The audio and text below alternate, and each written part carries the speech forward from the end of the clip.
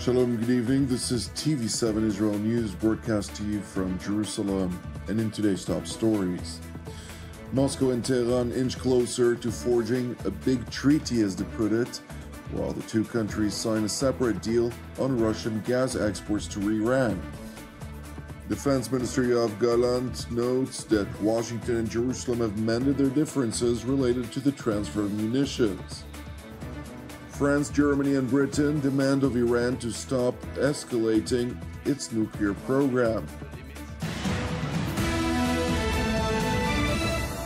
IDF troops are determined and devoted to the mission of defending the State of Israel.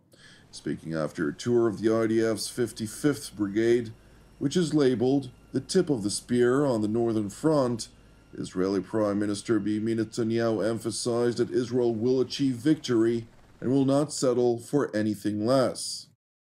אני פה עם חטיבה 55, חטיבת חוד החנית, תרגיל חטיבתי מאוד מרשים ביכולות, בהתגייסות, בהתייצבות, כושר ביצוע גדול מאוד של החיילים והמפקדים שבאים מכל חלקי הארץ, מכל חלקי החברה הישראלית, ונחושים ודבקים במשימה להגן על המדינה ולהשיג ניצחון. לא פחות מזה.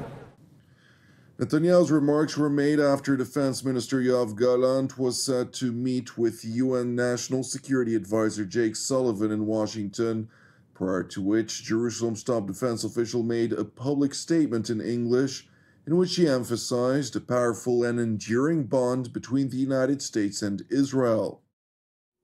The powerful and enduring bond between the United States and Israel is key to our nation's strategy and our security. Since Hamas' brutal attack, the United States has stood by Israel. This includes working together in facing the Iranian assault mid-April. We appreciate the support we have received, both overt and covert. It reinforces our shared commitments and reflects a simple truth.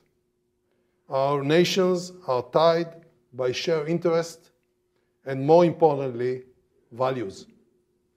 I'm standing here in Washington as Israel's Minister of Defense to say the following: in every family, and we consider the American people as our family, disagreement may arise. Yet, like all families, we discuss our disagreements in-house and remain united. Defense Minister Gallant went on to assert that Jerusalem remains committed to President Joe Biden's proposed outline for a temporary cessation of hostilities vis-à-vis the Gaza Strip. Moreover, while committed to fight Israel's enemies, including the Islamic Republic of Iran, Hezbollah, and the Islamist Hamas, Jerusalem does not view the residents of the Palestinian enclave or the residents of Lebanon as its enemies. Looking at the future, we stand firmly behind the President's deal, which Israel has accepted, and now Hamas must accept or bear the consequences. We are committed to bringing the hostages home, with no exception. We are committed to defending our people. But let it be known that our war is not with the people of Gaza. Our war is not with the people of Lebanon. Our war is against Hamas, against Hezbollah, and their backers, the Iranian regime. We are committed, and I am personally committed, to facilitating the delivery of essential humanitarian aid to Gaza. We only fight those who seek to harm us. Together, let's move forward with strength and compassion. Following his statement, Defense Minister Gallant held a comprehensive meeting with U.S. National Security Advisor Jake Sullivan, during the course of which the Biden administration pledged to once again expedite weapons shipments to the State of Israel. אני מסיים היום ביקור חשוב מאוד בארצות הברית כנציגה הרשמי של מדינת ישראל ושל מערכת הביטחון. נפגשתי כאן עם מזכיר ההגנה לויד אוסטין, עם מזכיר המדינה אנטוני בלינקן ועם היועץ לביטחון לאומי ג'ק סליבן הבוקר. מרגש לראות את התמיכה האדירה לה אנחנו זוכים בממשל האמריקאי וגם בקרב הציבור האמריקאי. זה חשוב וזה מעודד.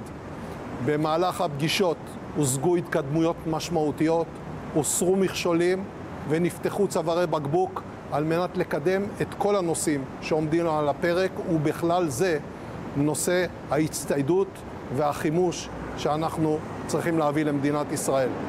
אני מבקש להודות שוב לממשל האמריקאי ולציבור האמריקאי על תמיכה רבת שנים בלתי מסויגת במדינת ישראל. Meanwhile, in Moscow, Russia's foreign ministry spokeswoman Maria Zakharova acknowledged that the Russian Federation is working to formulate a big treaty with Iran. Мы с каждой страной заключаем тот договор, который нас с этим государством устраивает. По-разному его называем. Где-то есть свои нюансировки. Мы сейчас прорабатываем договор. Вы, наверное, неоднократно слышали. Еще раз прошу не выдавать это за, так сказать, формулировку такой же, как с Северной Кореей. Сейчас прорабатывается большое соглашение с Ираном. Alongside Iran's anticipated treaty with Russia, President Vladimir Putin held a phone conversation with his Iranian acting counterpart, during the course of which the two leaders discussed bilateral cooperation, particularly on energy and the implementation of large-scale infrastructure projects. Following this conversation, regime-run media in Iran announced that Moscow had signed with Tehran a memorandum of understanding for the transfer of Russian gas to Iran, which the Islamic Republic's oil minister proclaimed will turn Iran into a regional gas hub. Turning to the UN headquarters in New York, where the world body's Security Council held a meeting to discuss an alarming document published by the IAEA, which TV7 has seen, related to extensive breaches of Tehran's obligations under the Non-Proliferation Treaty. The International Atomic Energy Agency observed again that regrettably its verification and monitoring continues to be, and I quote, seriously affected by the cessation of Iran's implementation of its nuclear-related commitments under the JCPOA, end quote.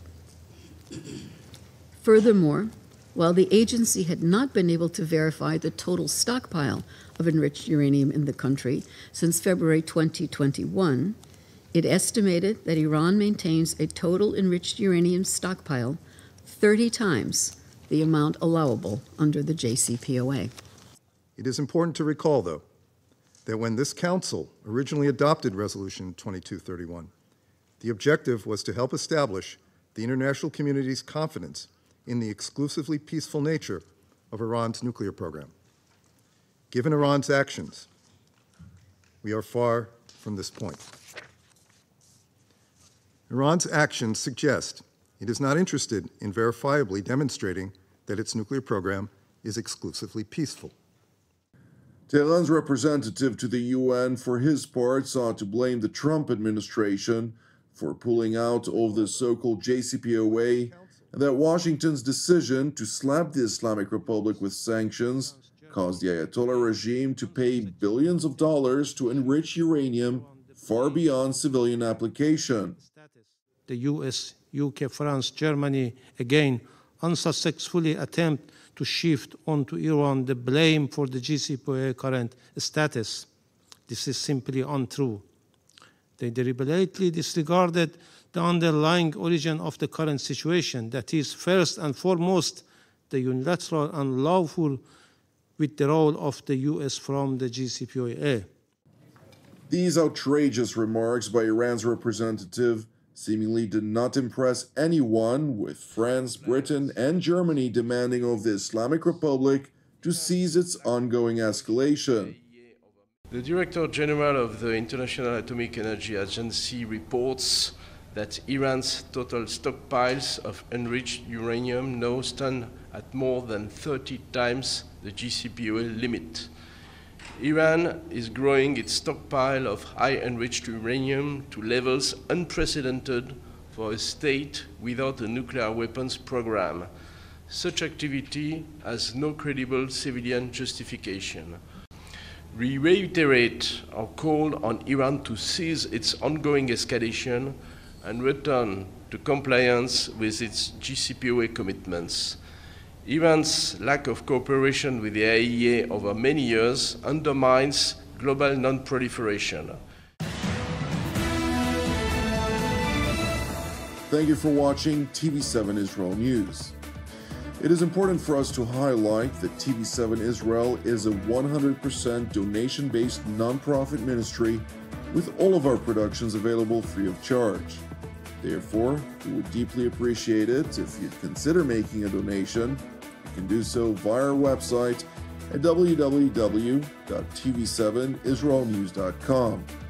Separately, I'd like to encourage you, pray for the peace of Jerusalem and salvation of Israel. I'm Jonathan Hessen, wishing you an Erev Mevorach, and God willing, we will see you during our upcoming TV7 Israel updates. Until then, Shalom from Jerusalem.